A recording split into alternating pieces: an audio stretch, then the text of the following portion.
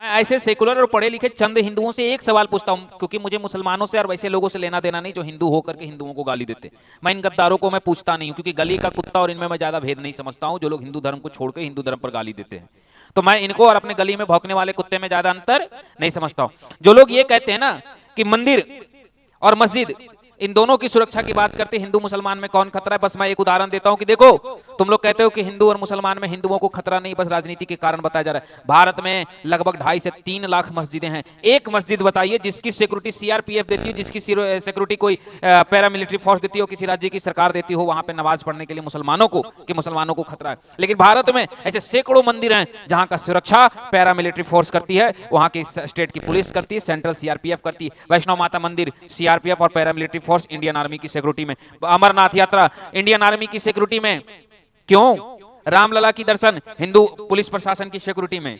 क्यों करना भाई? तमिलनाडु में ज्यादातर मंदिरों को पुलिस की सिक्योरिटी, यहां तक कि दुर्गा पूजा मनाने के लिए, रामनवमी का जुलूस निकालने के लिए आपको पुलिस की सिक्योरिटी की आवश्यकता पड़ती है। बताइए हिंदू धर्म खतरे में है या नहीं? जो लोग कहते हैं हिंदू धर्म खतरे में नहीं, बस इनसे ये सवाल पूछिए कि भैया हिंदू धर्म कैसे नहीं खतरे में है? हमारा मंदिर खतरे में है, हमारे मंदिर को सिक्योरिटी की आवश्यकता है। हमारे मंदिर को सिक्योरिटी की आवश्यकता क्यों है जब खतरे की आवश्यकता नहीं है तो? और अगर खतरा नहीं है तो फिर सरकार आज नहीं, कांग्रेस की भी सत्ता थी, मनमोहन सिंह की भी सत्ता थी। अमरनाथ यात्रा में याद है ना जो आतंकवादी हमला हुआ था? हाँ, कांग्रेस की सरकार थी ना।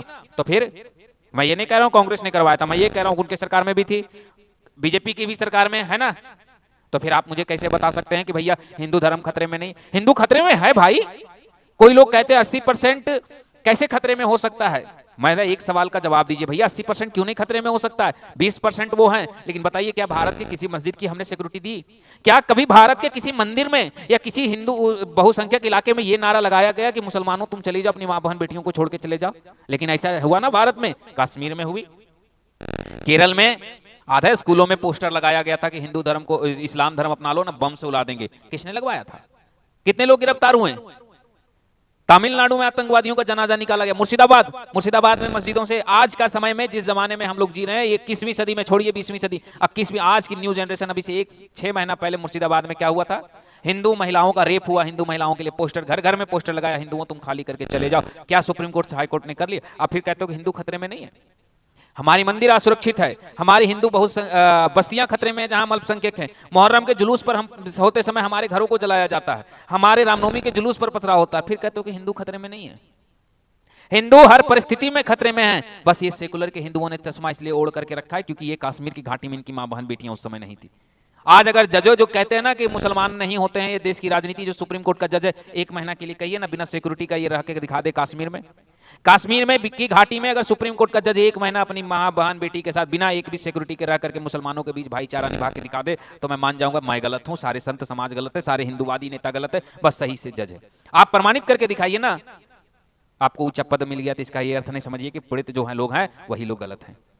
हिंदू धर्म खतरे में है और इसे बचाना है तो हिंदुओं को हथियार उठाना ही पड़ेगा। और मैं हर हिंदू को आज वादा करता हूं कि मेरा काम है कि मैं हिंदू के गांव गांव जाऊंगा, हिंदू के बीच जाऊंगा और हर हिंदू को जगाऊंगा कि अब न्यायालय और न्याय व्यवस्था को छोड़ो, संविधान की विचारधारा को छोड़ो और अपनी सुरक्षा अपनी संगठन बनाओ, अपने हाथों में लो। गली गली में मैं संगठन बनवाऊंगा, युवाओं को गली गली में एक एक योद्धा युवा संगठन खड़ा करूंगा। कहीं भगवती देवी के नाम पे करूंगा, कहीं चामुंडा देवी के नाम पर करूंगा, कहीं कहीं भवानी देवी का सेना बनाऊंगा, लेकिन हर गांव में एक ऐसे बालकों का सेना बनाऊंगा जिसमें कम से कम 100 लड़ाके होंगे। ये मेरा वादा है। इससे जाकर के तभी देश सुरक्षित होगा, तभी सनातन धर्म सुरक्षित होगा। कोई जिहादी फिर हमारे साथ कुछ गलत करे तो बाद में न्याय पहले हम ऑन द स्पॉट वहीं फैसला करेंगे, क्योंकि हमें अभी तक न्याय कहीं नहीं मिला है। हमारा धर्म खतरे में, सिक्योरिटी सब कुछ। क्या सुप्रीम कोर्ट का जज एक साथ कह सकता है कि अमरनाथ में या वैष्णो माता के आसपास जिन लोगों से खतरा है उन लोगों की बस्तियों को जेसीबी लगाकर हटा दो? इसका मतलब है कि वो सुरक्षा देने में नाकाम है। हमें अपनी सुरक्षा खुद करनी होगी और ये दुख तभी पहुंचेगा जब उनसे हमारी मंदिरों को सुरक्षा है आवश्यकता पड़ रही। याद रखना हिंदुओं,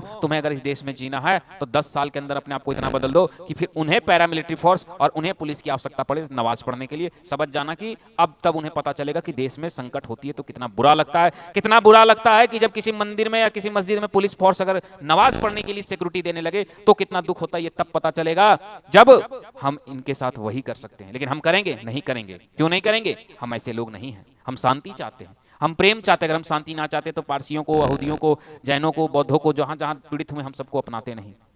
हमने सबको अपनाया, लेकिन अंततः अगर अस्त्र उठाने की बात आ जाए तो हम मजबूर हैं। अरे राम का प्रेम तो सबने देखा, अब राम का क्रोध भी देखना पड़ता।